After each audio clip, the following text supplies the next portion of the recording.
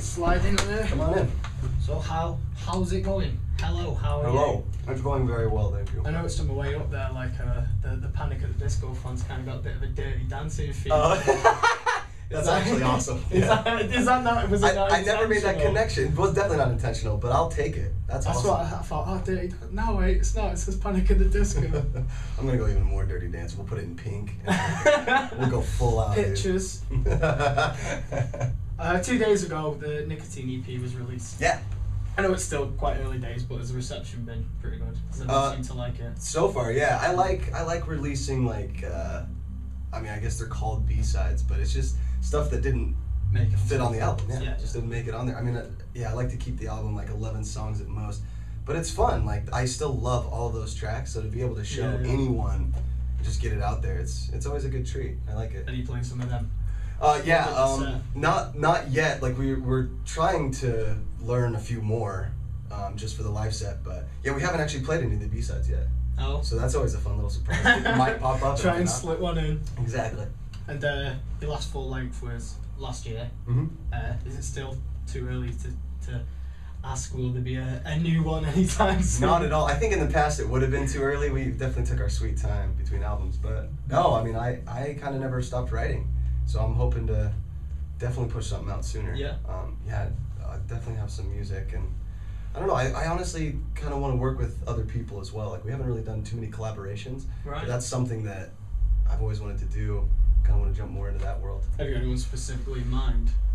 I really like to. I've been talking to a few people and worked on a few things. I don't want to say yet because I'm sure it's gonna be released soon. But yeah, there's definitely been some collaborations. I want to keep that going though. I love working with other artists. That's always a good time. Yeah. Yeah. As a kind of like, I suppose it's kind of like an anti-collaboration really. In Manchester, I don't know whether it's been or it's coming, or it might even be tonight. It makes sense if it was. I don't really know about the club scene anymore. Oh right. But they're doing a Panic at the Disco versus Fall Out Boy night. Oh, that's awesome. Right. That's pretty great.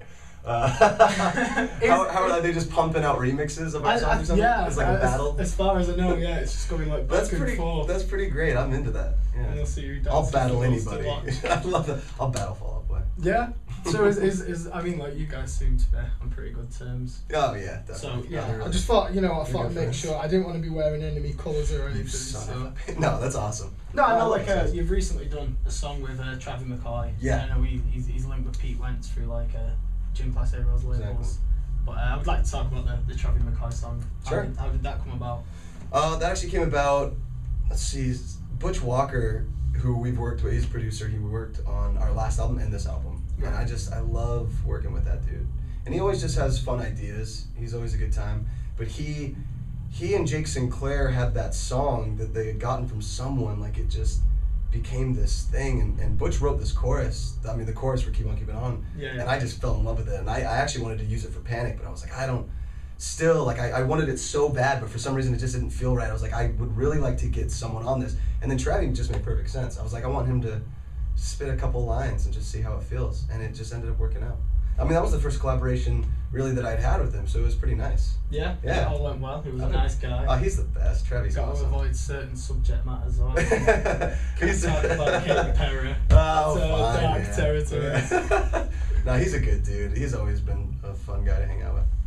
At the last show I went at the Apollo. You've never played the Apollo before, as far as I'm sure. No. Have we?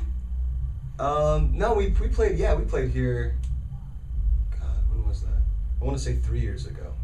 Yeah, maybe. Maybe. I wouldn't have been living in the area at the time, so I wouldn't have. I remember by like people I run into in the hall, and I remember a few years ago. I think we were to an old friend. Yeah. Well, last show I was at here was Frank Turner, and he did like some huge kind of.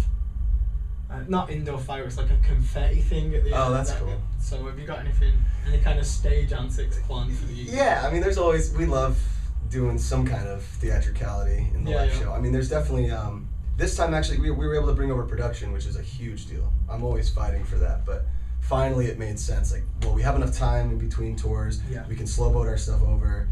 Usually we just never have time, where like we finish a tour and we jump right over here, but we have time, so we threw a bunch of stuff on stage. I'm actually really excited. There's a lot of like video content. Your eyes are kind of busy the whole time. You don't really know where to look sometimes. So it's a little ADHD crazy. But I love it. Yeah, it's been really great so far. And I think that that on top of just how crazy we've been on stage, like running around dancing.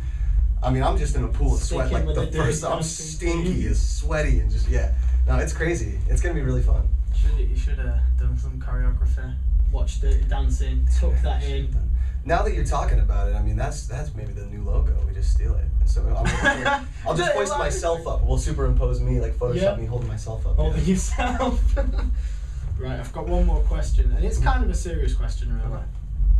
I saw a little video on the Facebooks the other day, and it was you jumping into your 27th birthday. Yeah. I saw that, and I worked out, like, I did a bit of mathematics, and it would have been like 10 years ago when the band really kind of took off. Yeah.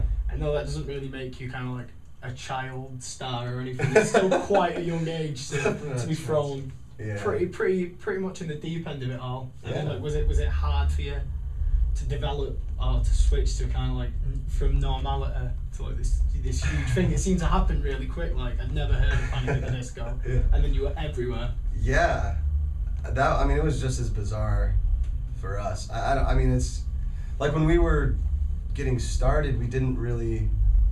We were just so green to everything. We were so naive to the whole music industry and like how everything works. And I was honestly just excited. I had wide eyes and I was just hungry. I wanted to get as much as I could.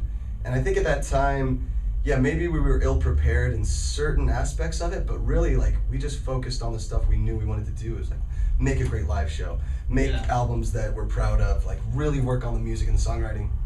So that really kept us busy. I mean, we never focused on, like, the stuff that doesn't matter, like fame and celebrityism and, like, all that stuff. It's just kind of weird, like, how that stuff seems to go hand in hand with quote-unquote success, but like for us, our plan was like to tour in a van for 10 years and now we're here 10 years later. It's kind of crazy. Like, we were prepared for whatever dirty road life was coming ahead of us, but I don't know, it was pretty crazy. I mean, looking back now, it's pretty crazy. 17 years old. You've sold out the Apollo. I think it's like a 2,000 cap venue. That's so crazy. That's not too bad for going in green, as you said. That's not bad.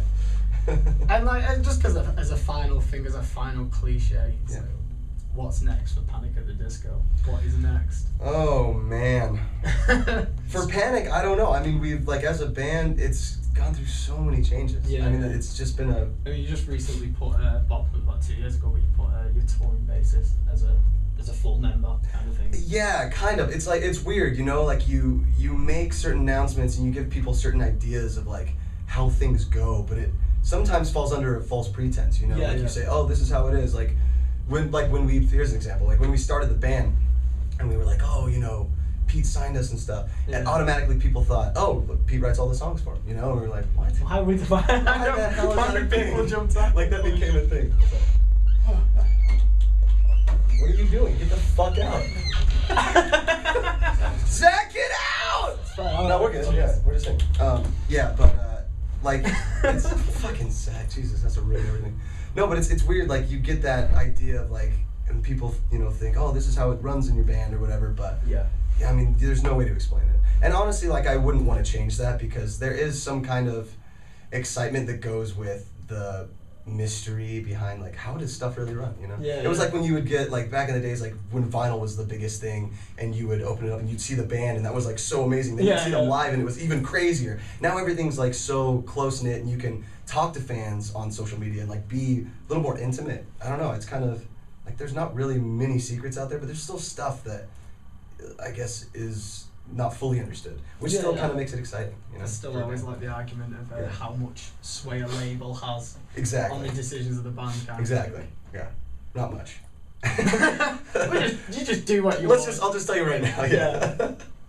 They listen to you. They're just a good support group, really. Okay. Well, thank you very much for that. Thank you. Appreciate it. Cheers. Awesome. Yeah, no worries. Very cool. Are you hanging out for the show?